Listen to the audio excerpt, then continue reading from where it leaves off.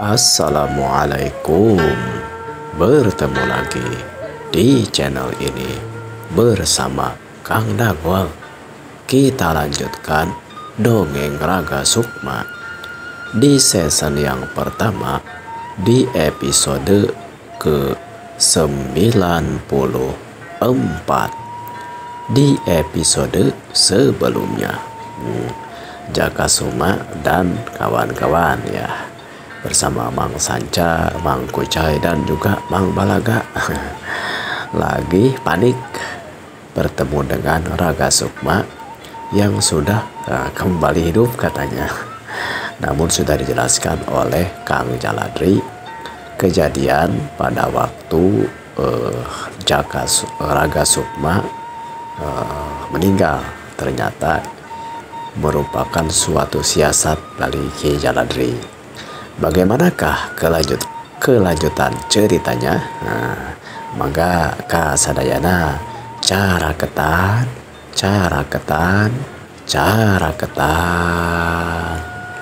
Jadi intinya adalah kemudian Ki Jaladri melanjutkan perkataannya. Raga Sukma ini mau tidak mau memiliki pusaka yang selama ini dicari-cari, ditakuti oleh musuh dan dicari-cari oleh seluruh orang-orang dari Pandonagara. Namun ini pun sekaligus menjadi suatu ancaman bagi pemilik pusaka sayap Garuda, karena dia akan diburu oleh orang-orang. Dan ini ya seperti itulah yang terjadi. Dan sudah terbukti bahwa ada orang-orang yang ingin mencelakai Raga Sukma. Sebenarnya Jaka Suma, saya ingin memberitahukan ini tanpa kalian harus tahu. Namun ketika saya akan kembali melihat Raga Sukma di kuburan sementaranya, ternyata dia sudah berada di tempat ini. Jadi ya, rahasia ini mau tidak mau harus kita pegang oleh 6 orang tentunya. Aku, Jaka Suma, engkau, Kang Sanca, Kang Kucai, dan Kang Balaga. Dan tentunya kau juga Raga Sukma. Jadi semua ini harus dirahasiakan dengan sebaik-baiknya. Ya, seperti itu ya. Jadi apakah sebenarnya semua ini sengaja kau melakukannya, Ki Jaladri, sehingga kami dalam keadaan ya seolah-olah bingung dengan apa yang terjadi dengan Raga Sukma. Kami menyaksikan dia meninggal, kami menguburkannya, namun seolah-olah ngahiyang pergi begitu saja kuburan, dan jasadnya tidak tentu arah, tak terlihat. Namun sekarang kamu menceritakan hal-hal seperti ini. Jadi sebenarnya saya juga ragu, bingung, dan aku perlu penjelasan dari Ki Jaladri ataupun Raga Sukma. Sebenarnya apakah ini memang sudah rencana sebelumnya atau seperti apa? Pada awalnya ini bukan suatu rencana saya.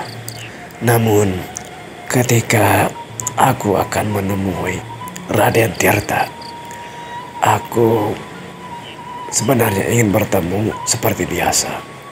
Namun ketika aku mencoba mendekati tempat tinggal ataupun di mana Raden Tirta berada, tidak sengaja aku mendengar seolah-olah percakapan yang cukup rahasia antara Raden Tirta dan pihaknya Ki Picung. Apa yang mereka rencanakan sesungguhnya? Jaka Suma penasaran dengan apa yang disampaikan oleh Ki Jaladri. Ya, pada waktu itu mereka merencanakan, mereka seolah-olah tidak rela Raga Sukma memiliki pusaka sayap Garuda. Dan aku pun tidak tahu apa yang terjadi dengan Raden Tirta, sehingga seolah-olah dia berubah pikiran hati dan perasaannya dan merencanakan untuk rencana awalnya tidak sampai membunuh ataupun mempateni Raga Sukma.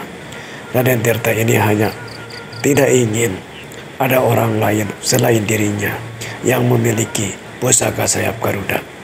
Aku pun tidak jelas apa sebenarnya yang terjadi. Namun aku berpikir atau menebak-nebak. Mungkin karena ya pertama dia sebagaimana kita tahu dia merencanakan untuk menikah dengan Dewi Arum, putri dari Adipati Sunda Kalapa. Namun di luar rencana ternyata Adipati Sunda Kalapa telah menjodohkan Putri Arum ataupun Raden Arum dengan putranya dari Pati Bangla Negara. Sehingga tentu saja seolah-olah cintanya Raden Tirta ini tidak menjadi kenyataan atau gugur layu sebelum berkembang. Tapi mohon maaf saya ikut berbicara. Kenapa hanya masalah perasaan seperti itu saja sampai berubahnya rencana dengan Raden Tirta gitu? Ya. Terima kasih Mang Sanca. Terima kasih Mang Sanca atas pertanyaannya. Aku akan menjelaskan juga.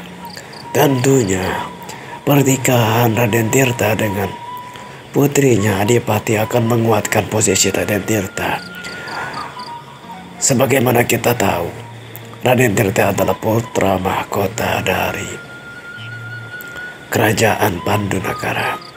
Namun sesuai dengan adat kebiasaan di negara kita, bahwa yang menjadi raja adalah anak pertama dari Baginda Raja. Kalian juga sudah tahu itu. Kecuali kalau memang putra tertua ini menyerahkan kepada adik-adiknya, atau ada sesuatu hal yang mencegah daripada putra tertua ini sebagai pewaris tahta. Dan kita juga tahu bahwa Raden Tirta ini adalah putra ketiga dari Baginda Raja Pandunagara. Walaupun istilahnya kalau secara kasar menyingkirkan kakak pertamanya, ini pun masih ada kakak yang kedua dari Raden Tirta yang akan menjadi pewaris Kerajaan Pandunagara. Dalam hal ini apakah mungkin Raden Tirta menjadi gila jabatan, ingin menjadi pejabat di negaranya sendiri? Kalaupun mau menjadi pejabat, wajar-wajar saja. Karena memang dia berhak untuk ya istilahnya menjadi penguasa di negaranya sendiri. Negara yang memang dibangun oleh ayahandanya. Namun budaya tetap budaya, warisan tetap warisan. Ini sudah menjadi ketentuan dan persetujuan daripada orang-orang ataupun para pembangun negara Pandunagara ini, bahwa yang akan menjadi penerus raja adalah Pandunagara ini adalah putra tertua dari Baginda Raja. Peraturan ini tidak mungkin bisa dicegah.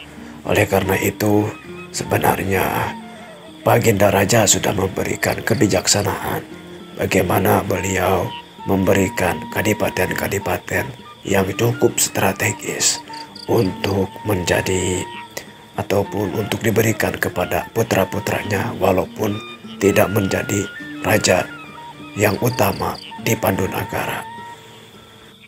Begitu pula kita tahu bahwa Raden Tirta bukanlah orang yang memang ingin ataupun terobsesi dengan suatu jabatan, apalagi sebagai seorang raja.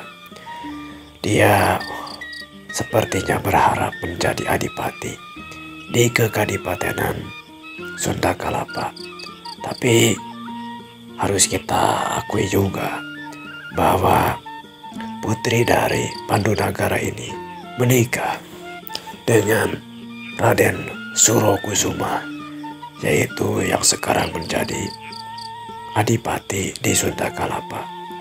Jadi menantu dari Baginda Raja dijadikan adipati di Sunda Kalapa. Kenapa Sunda Kalapa ini menjadi incaran para pejabat-pejabat atau raden-raden atau menak-menak sehingga ingin menjadi pemimpin di Sunda Kalapa? Karena kita juga tahu bahwa Sunda Kalapa ini menjadi titik pelabuhan di seluruh Nusantara, bahkan ke seluruh mancanegara. Sehingga akan banyak pundi-pundi harta, kekuasaan, dan bisa mengatur batas wilayah, serangan, dan lain sebagainya di Sunda Kalapa ini. Dan mungkin Raden Tirta terlalu terbawa suasana ataupun terbawa emosi ketika mendengar banyak sekali kerajaan-kerajaan dari luar negara yang memang sudah hilir mudik masuk ke daerah Nusantara ini. Ya, mungkin dia khawatir di Nusantara atau tepatnya Pandunagara akan dikuasai oleh kekuatan-kekuatan asing, sehingga dia berpikir untuk menancapkan pengaruhnya di Sunda Kalapa. Sebenarnya kalau hal-hal yang seperti ini saya kurang paham. Jaka Suma selanjutnya menanggapi, kenapa kamu sampai tidak paham, Jaka? Ya, kalau Ki Jaladri kan telah lama menjadi mau tidak mau pasukan dari Pandunagara, terutama di pasukan laut. Jadi paham betul apa yang akan ataupun dipikirkan oleh para pejabat ataupun menak-menak, pangeran-pangeran, raden-raden yang masih berkaitan dengan Pandunagara. Tapi apakah tidak cukup kekuatan Raden Tirta menjadi kepala keamanan di Sunda Kalapa, sehingga ya seluruh keamanan di Sunda Kalapa ini menjadi tanggung jawab beliau, tidak hanya di perkotaan, di pedesaan atau di daratan, bahkan juga sampai dipercayai memimpin pasukan kelautan. Itulah dia. Terkadang manusia ketika berpikir dikasih istilahnya kalau dalam bahasa Sunda, dibere sajengkal menta sadepa, dibere sadepa hayang satu mak. Artinya tidak ada puasnya, selalu ingin ada lebih.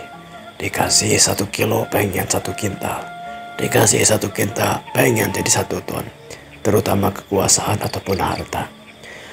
Dan saya tidak mengerti juga bagaimana pemikiran Raden Tirta ini sampai menjadi berubah seperti ini. Kalau memang seperti itu saya juga kurang tahu, Kang Jaladri. Yang jelas saya kan Kang Jaladri juga sudah tahu, kami hampir 1 tahun ini tidak bersama-sama dengan beliau, ya melaksanakan tugas beliau menjadi tentara demit ya mau tidak mau. Dan kita disebar untuk memang mengetahui bagaimana pergerakan, karena sebagaimana kita ketahui juga Sunda Kalapa ini selain sebagai pusat kota dari Pandunagara, tapi letaknya berada ya tidak jauh dari perbatasan dengan Sanganagara. Dan tentunya kita harus tetap menjaga keamanan, stabilitas di antara Pandunagara dan Sanganagara. Mang Kucai dan Mang Balagan yang memang duduknya agak jauh dari tempat berkumpulnya Jaka Suma, Ki Jaladri, Mang Sanca, dan Raga Sukma. Mang Kucai kemudian berkata, kamu Kucai, apakah mengerti yang diberitakan, dikatakan maksudnya oleh Ki Jaladri ini? Ya mah pusing. Apa itu? Strategi segala rupa. Saya mah Yang tahunya juga itu buncis, kemudian panas tiris, apalagi ya bucis. Kalau kehujanan ini rupa-rupa banyak bermacam-macam lah. Ada yang apa namanya, ya saya banyak gak ngertinya, pusing kena kepalanya ini. Saya mah dengarkan saja, kagak paham, sama kagak paham ngan. Saya jangan sampai kata ngarak kagak paham, maka ya dengarkan saja. Kamu lah, kita berbicara dengan kamu ini, saya mah jadi bingung bertambah bingung lah. Ini kamu mah saja kata-katanya. Ya sudahlah lah, kalau begini mah lebih baik kita dengarkan saja ya. Nyata kata-kata bapak-bapak yang ada, dengarkan saja, karena masa yang akan datang banyak manfaatnya. Wah, ya juga sih ya. Mungkin saja di masa yang akan datang mah akan ada manfaatnya buat kita juga.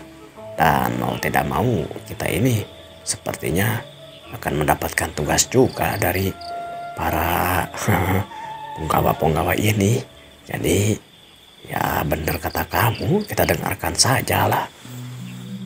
Kemudian terdengar lagi Ki Jaladri berkata, dalam hari ini Jagasuma, aku berpikir bahwa kamu sendiri tahu, aku banyak diam dan tinggal di sekitaran lingkungan Sunda Kelapa. Dan di beberapa waktu aku pun mencoba untuk meneliti ataupun memata-matai pergerakan dari Raden Tirta yang memang banyak bergaul dengan Ki Bagja ataupun saudagar yang terakhir kita tolong dari keracunan itu. Raka Sukma, apakah kamu ingat? Iya Kang. Lalu kenapa? Apa hubungannya Raden Tirta dengan Ki Saudagar? Ya, aku juga baru paham. Sepertinya harapan Raden Tirta untuk menikahi Putri Arum ini juga seolah-olah dijodohkan ataupun didukung oleh Raden Bagja ataupun Ki Saudagar ini. Namun kita juga tahu bahwa Ki Saudagar sekarang bukanlah siapa-siapa. Dia hanyalah yang salah satu saudarinya, termasuk juga ya istri daripada Raden Adipati. Kalau begitu, apakah mungkin Raden Adipati memiliki dua istri itu? Dalam waktu-waktu seperti ini, seorang Raden, seorang Menak kalau tidak punya istri dua itu, kalau tidak punya selir itu, dikatakannya tidak tidak menghormati budaya. Karena bagi budaya kita, salah satu menghargai perempuan adalah dengan cara menikahinya. Namun aku dengar juga dari negara-negara lain ada yang disebut namanya bukan melarang poligami bahasanya. Poligami itu apa Kang? Poligami itu memiliki istri lebih daripada satu. Wah, kamu pura-pura tidak tahu. Ya lanjutin Kang, gimana? Iya, kalau di daerah kita, di negara kita, justru suatu kehormatan bagi perempuan menjadi istri daripada raja ataupun raden. Dan suatu kehormatan juga ketika seorang raden, seorang pangeran ataupun seorang raja memiliki istri lebih dari satu. Karena ini suatu budaya di negara kita pada zaman ini. Namun melihat perkembangannya zaman, Saya kira nanti akan ada masanya bahwa memiliki lebih dari satu istri ini akan menjadi pergeseran makna. Ya, itu mah kita tunggu saja bagaimana istilahnya zaman berlalu, waktu berubah. Tapi yang jelas dalam hal ini salah satu istri daripada Raden Adipati adalah saudaranya dari Tuan Ki Saudagar, yang tentunya sebagai pula menjadi orang tua ataupun ibu daripada kita tahu Putri Dewi Arum. Dan ya, jadi seperti itu. Sepertinya Ki Saudagar dan Raden Tirta ini merencanakan untuk menguatkan posisi Raden Tirta sekaligus posisi dagang yang lebih strategis untuk Ki Saudagar dengan cara menjodohkan Raden Tirta dengan Dewi Arum. Tapi mau tidak mau, Ki Saudagar ini bukanlah ayah, tapi hanya sebagai paman dari Dewi Arum. Dan tentunya ayah lebih berkuasa untuk anaknya ketika mau menjodohkan putrinya ditikahkan ke putranya Patih Banglanagara. Saya mah pusing gini. Saya mau ngobrol sama Mangku Cai saja di sana. Saya mau mendengarkan saja. Ini jadi belat-belit seperti ini. Raden Tirta kenapa jadi rubah begini? Nyambung ke ini, ke Ki Saudagar gara-gara cinta. Saya jadi makin pusing. Ya, begitulah Mang Sanca. Kadang-kadang yang terjadi pada seseorang itu kita tidak bisa menebaknya. Ada berbagai polemik. Ada lagi itu polemik. Apa itu polemik teh? Yang saya tahu mah, kalau baju diukir gitu, kain diukir itu adalah polemik, itu bukan? Itu mah batik, Mang Sanca. Jauh dari batik ke polemik. Batik, saya kira batik itu yang kalau kita mau memiliki sesuatu itu harus dijaga dengan baik-baik, dijaga dengan jangan sampai rusak. Itu mah kita harus apik, kita harus menjaga sesuatu dengan ya seksama, itu namanya apik. Apik ya, saya rasa kalau apik itu kalau kita mau membakar sesuatu, itu mah api. Ada apa, kenapa ini jadi kena api? Ya itu kan tadi dari polemik, saya juga bingung. Gini kan, ya Mang Sanca, Gini Mang Sanca, polemik itu ya yang terjadi. Aduh, saya juga jadi bingung menjelaskan. Ya itulah, itu yang penting malah. Yang jelas Raden Tirta robah pikirannya. Aduh, saya jadi bingung ini.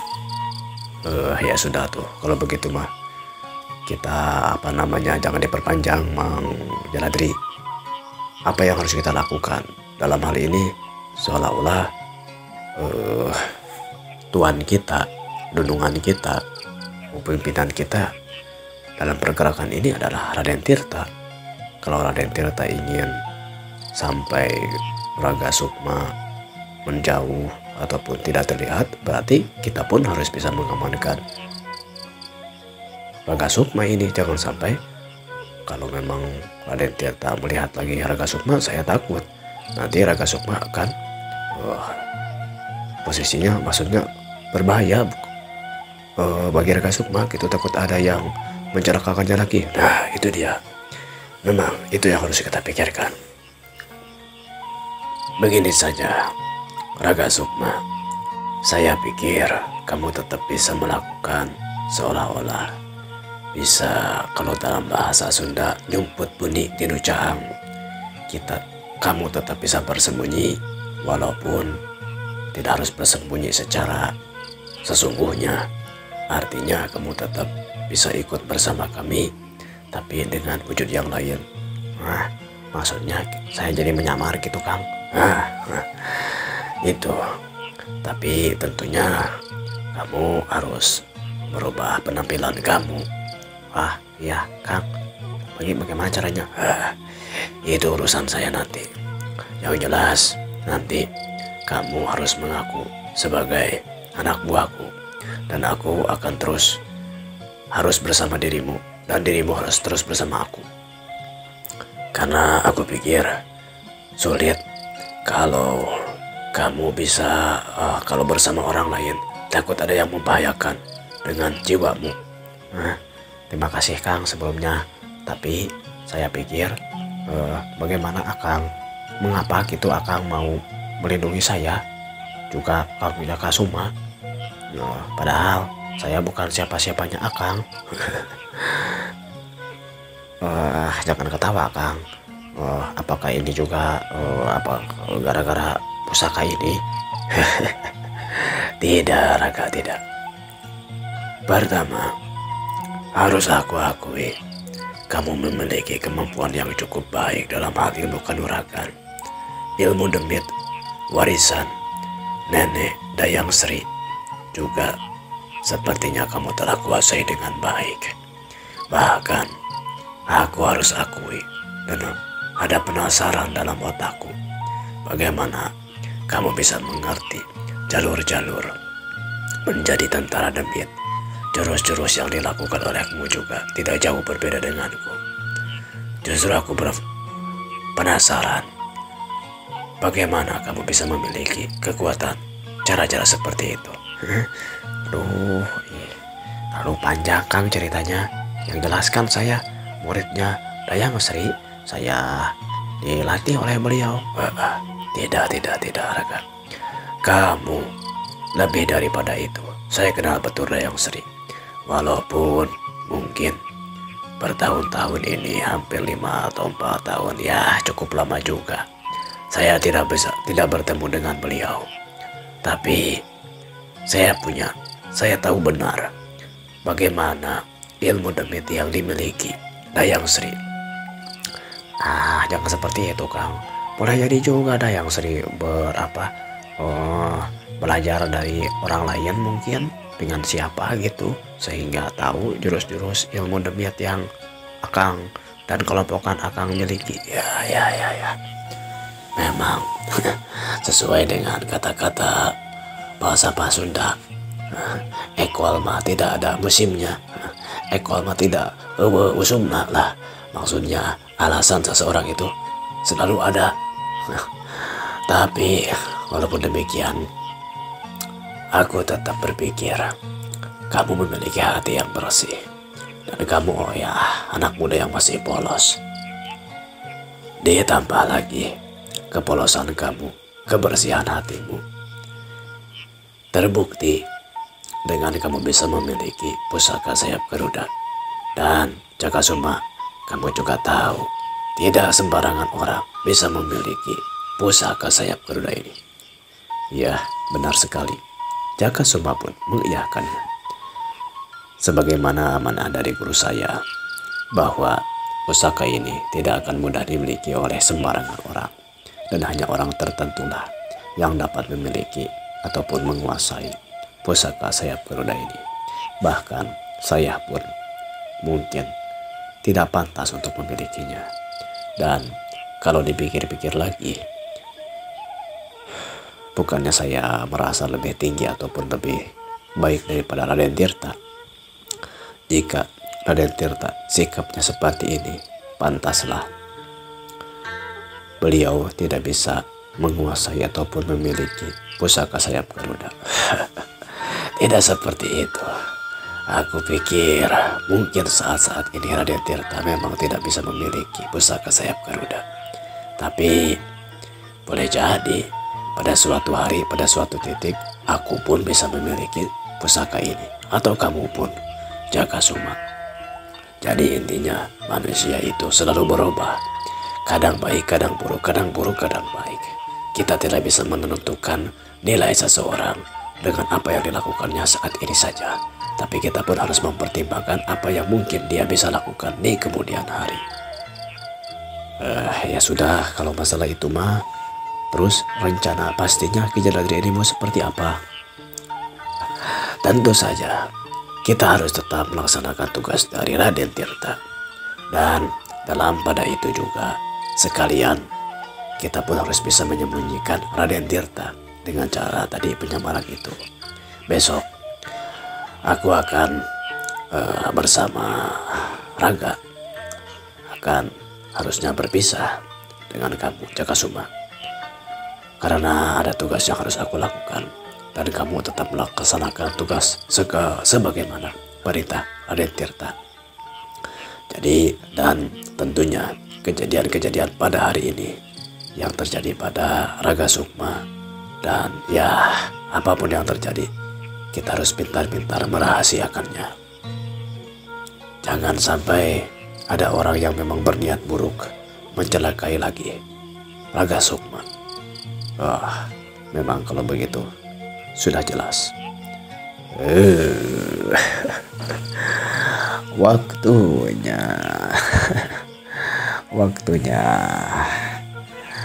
cukup untuk episode kali ini. Semoga terhibur dan semoga kita bisa bertemu lagi di episode selanjutnya. Like, komen, dan subscribe-nya ditunggu di atas pisanku Kang Dagol. Ya, wilujeng patepang deui. Permio.